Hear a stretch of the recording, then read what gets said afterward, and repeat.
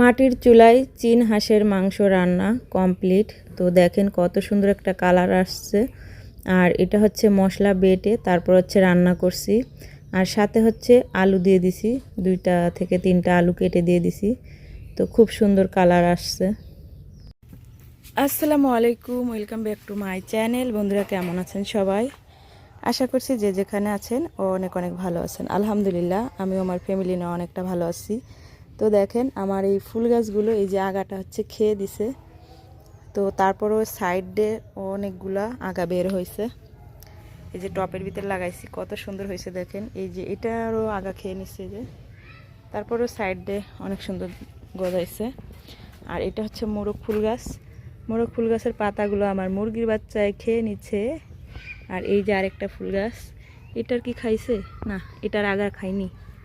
তো টপের ভিতরে লাগাইছি, এটা হচ্ছে বোতল কেটে মাটি দিয়ে পরে লাগাইছি, খুবই ভালো লাগতেছে। আর এদিকে হচ্ছে অ্যালোভেরা গাছগুলো কি অবস্থা হয়ে গেছে দেখেন, প্রচণ্ড গজাইছে।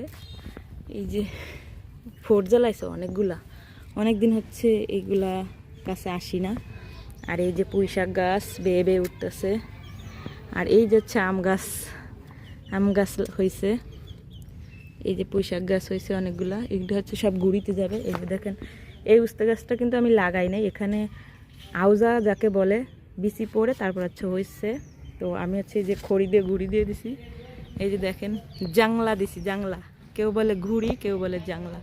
তো এই যে কুঞ্চি দিয়ে কোনো রকম একটু দিছি। এই যে ফুল ফুটছে, পুরা ছড়াই যাচ্ছে দেখেন, খুবই ভালো লাগতেছে।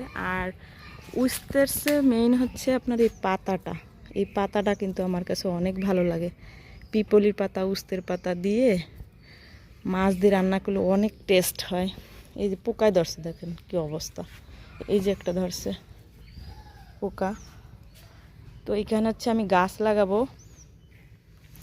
আম গাছ লাগাবো, পেয়ারা গাছ লাগাবো, লেবু গাছ লাগাবো। এই কারণে এখানে আর বেশি কিছু করতেছি না, যা আবার হয়ে থাক, সমস্যা নাই।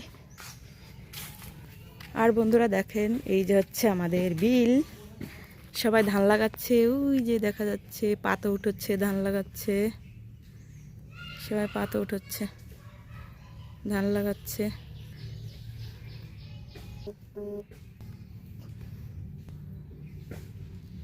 তো যাই হোক, এখন হচ্ছে আমি রান্না করব, চীন হাঁস রান্না করব। তো বন্ধুরা এখন হচ্ছে বিকাল, বিকাল বলতে সন্ধ্যা হয়ে গেছে। এখন চলে আসছি আবার ভিডিও নিয়ে। তো দেখেন এই চীন হাঁসটা হচ্ছে আমাদের বাড়ির পাশে একটা ব্যাপারী আছে, তো তাদের ওইখান থেকে কিনে নিয়ে আসছি। তো এই কেজি না, মানে ঠুয়ো হিসেবে আর কি কিনে নিয়ে আসছি। 600 টাকা নিয়েছে চীন হাঁসটা। তো বন্ধুরা প্রচণ্ড তেল হয়েছে হাঁসের ভিতর, দেখেন দেখাই যাচ্ছে, পুরো হলুদ হলুদ দেখা যাচ্ছে। তো যাই হোক বন্ধুরা, আপনাদের একটা কথা না বললেই নয়, এই যে হাঁসটা আমি জবাই করছি, তো আমার ছেলে কিন্তু প্রচণ্ড রেগে গেছে। আর ও হচ্ছে জবাই করতে দিবে না, কারণ ওর পশু পাখি, হাঁস মুরগি এইসবের প্রতি একটা টানই অন্যরকম, আলাদা একটা মানে মায়া ভালোবাসা। তো আমি হাঁসটা কিনে নিয়ে আসছি, সে জবাই করতে দেবে না। তো এদিকে আমরা বাঁচতেছি, রান্না করতেছি, আর ওদিকে ও প্রচণ্ড কান্না করতেছে, কান্না থামতেছেই না। তো কেন আমি হাঁস জবাই করলাম, ওই হাঁস ও পালবে। তো আমি বলছি আমি কিনে এনে দিব, আরেকটা পাইলেও হবে না, এইটাই হবে। তো যাই হোক, বাচ্চারা তো, ওরা তো মানবেই না, যা বলবে তা বলবেই। তো দেখেন রান্না হয়ে গেছে মাংসটা, আর এখন হচ্ছে আমরা খাওয়া দাওয়া করব। তো আমার বাসা হচ্ছে আব্বু আম্মু ওরা আসছে। তো এই যে দেখেন সালাদ কেটে রাখছি। আর এদিকে হচ্ছে এই যে হাঁসের মাংসের কালারটা কেমন হয়েছে অবশ্যই কমেন্টে জানাবেন। আর এদিকে হচ্ছে গরম গরম ভাত। আর এখন বাজে হচ্ছে আপনার 10টা। তো রান্না করতে করতে অনেকটা সময় হয়ে গেছে। তো যাই হোক বন্ধুরা, আমি কিন্তু আজকে ভিডিও দিতে চাইনি, তো ছোট্ট একটা ভিডিও দিছি, কারণ আমাদের ভিডিও না দিলে আবার সমস্যা হয়, চ্যানেল ডাউন হয়ে যায়। এই কারণে হচ্ছে আমি দিছি, কারণ যে একটা দুর্ঘটনা ঘটেছে ঢাকাতে, এই যে মাই স্টল স্কুলে যে একটা দুর্ঘটনা ঘটছে, বিমান দুর্ঘটনা।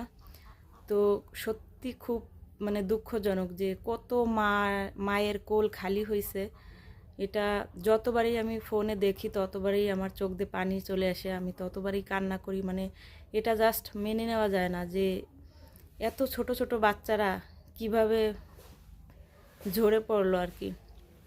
তো আপনাদের কাছে একটাই অনুরোধ, সবাই বাচ্চাদের জন্য দোয়া করবেন। যারা বেঁচে আছে, চিকিৎসা নিচ্ছে, তারা যেন তাড়াতাড়ি সুস্থ হয়ে যায়। আর যারা মারা গেছে তাদেরকে আল্লাহ যেন বেস্ত নাসিব করে, সেই দোয়া করবেন। সবাই ওদের জন্য দোয়া করবেন, কারণ ওরা হচ্ছে অবুঝ শিশু। ওদের কোনো ওদের কোনো পাপ নাই, কারণ ওরা কিছুই বুঝে না। ওরা একবারে শিশু বাচ্চা। তো তাদেরকে এরকম করে আল্লাহ তাআলা নিয়ে গেছে।